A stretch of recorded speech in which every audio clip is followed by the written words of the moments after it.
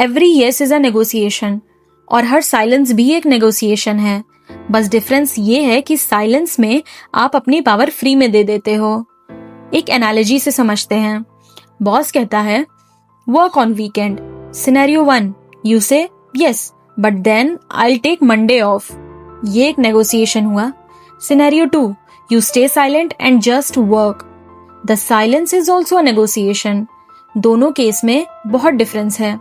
First scenario में आप अपनी टर्म्स रख रहे हो, आप अपनी पावर यूज कर रहे हो, लेकिन सेकंड सिनेरियो में आपने अपनी पावर सामने वाले को गिफ्ट कर दी फ्री में। बाद में आपको रिग्रेट ना हो इसलिए मैं आपको पहले ही बता दूं, silence is the most expensive negotiation.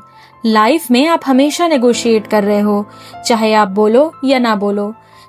जब भी आप किसी भी सिचुएशन में चुप रहते हैं या गिव अप कर देते हैं या अपनी ड्रीम लाइफ के लिए स्टैंड नहीं लेते, तब भी एक डील हो रही होती है।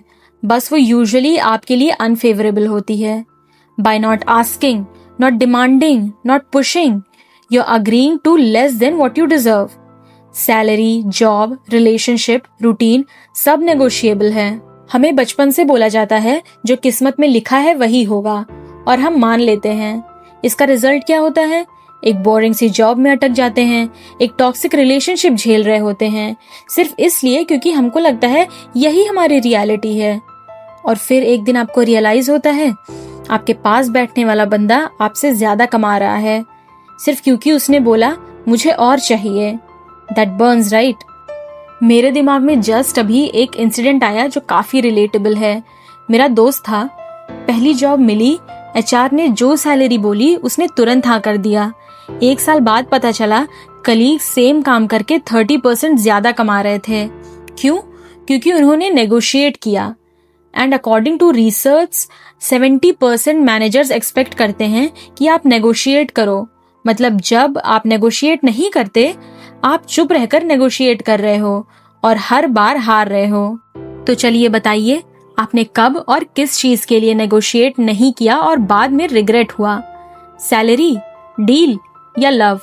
कमेंट में शेयर करिए, क्योंकि ये वीडियो सिर्फ मोटिवेशन नहीं है, ये नेगोशिएटर्स क्लब है। यहाँ एक रूल है, नथिंग इज फिक्स्ड। नेगोशिएशन सिर्फ पैसे या जॉब तक लिमिटेड नहीं है, आप अपनी लाइफ रूल्स भी नेगोशिएट कर सकते हो। सोसाइटी बोलती है सुबह 6 बजे उठना जरूरी है, लेकिन अगर आप 9 बजे उठ के ज्यादा प्रोडक्टिव हो, नेगोशिएट करो अपने रूटीन के साथ। लव भी नेगोशिएट होता है, बाउंड्री सेट करो। और टाइम भी नेगोशिएट होता है, नेटफ्लिक्स स्क्रॉल करना या अपने सपनों में इन्वेस्ट करना। ये सब कितना स्कैरी है ना, क्योंकि अगर सब नेगोशिएबल है, कुछ फिक्स्ड नहीं है, तो एक्सक्यूजेस खत्म। आप ब्लेम किस्मत पे नहीं डाल सकते, अब गेम आपके हाथ में है। और एक बार ये समझ आ गया तो लाइफ बोरिंग या स्टक नहीं लगती, लाइफ थ्रिलिंग लगती है।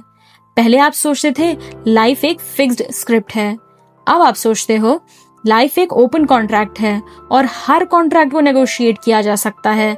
हर प्रॉब्लम एक बंद दरवाजा है और दरवाजों का काम है खुलना। अब आपकी बारी है।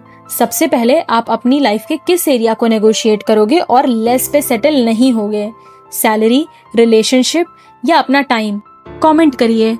और अगर आप पर्सनल ग्रोथ या सेल्फ इम्प्रूवमेंट में इंटरेस्टेड हैं तो सब्सक्राइब जरूर करिएगा चैनल को, क्योंकि मैं यहाँ ऐसी बातें करती हूँ दैट एक्चुअली मेक्स सेंस।